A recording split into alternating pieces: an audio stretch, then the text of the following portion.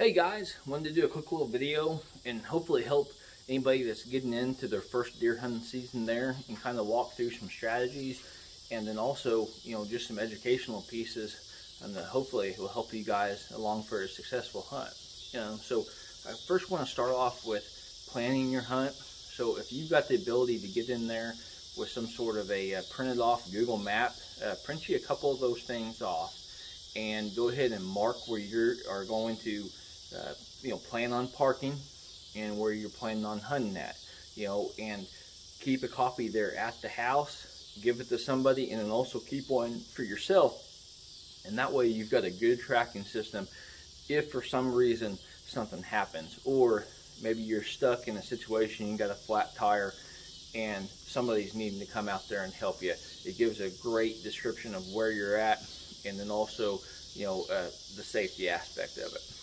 So once you get into that map, try to isolate any kind of if it's a wooded area, if you've got any kind of transition from a real thick wooded area into maybe some grassland or some lesser or some lighter treed area, or maybe you're sitting on some agriculture ground there, mark some of those.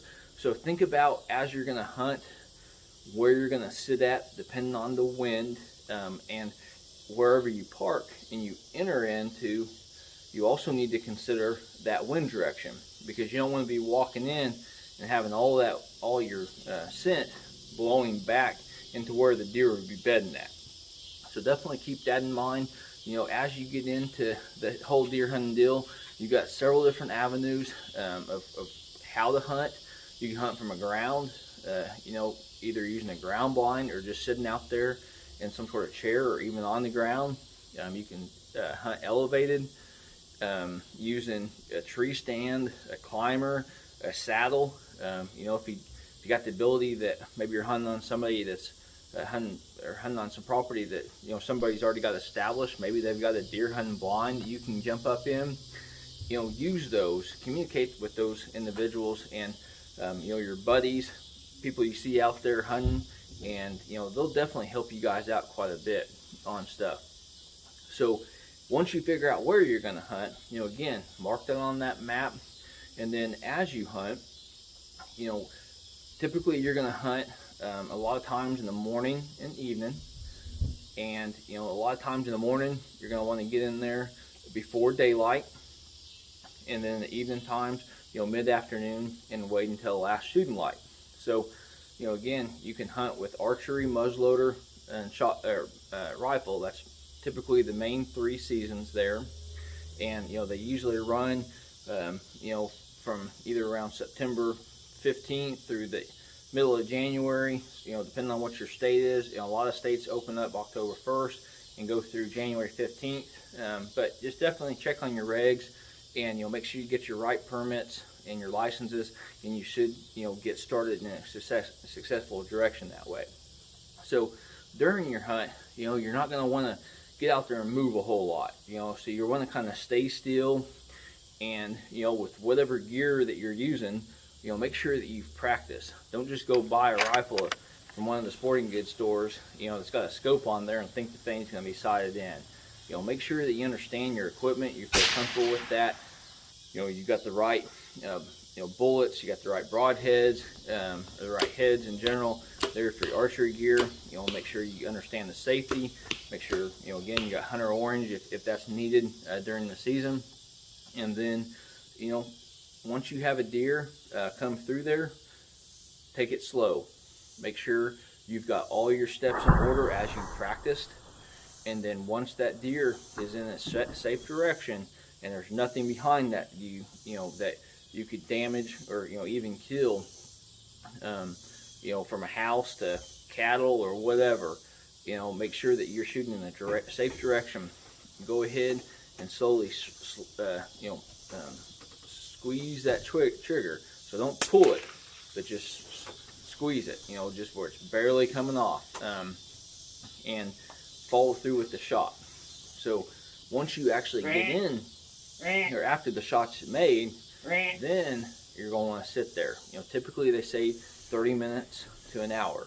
Now after you've made that shot, watch that deer as long as you possibly can, or as long as it's in sight, and that will work out very well. So give the deer plenty of time, and you know, if you want to wait an hour, that's fine.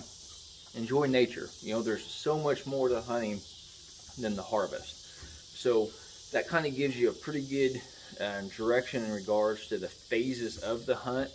Now once we get into the equipment, you know, I'd highly recommend, if I'm gonna it's my first time, I'm gonna get a good pair of insulated rubber boots.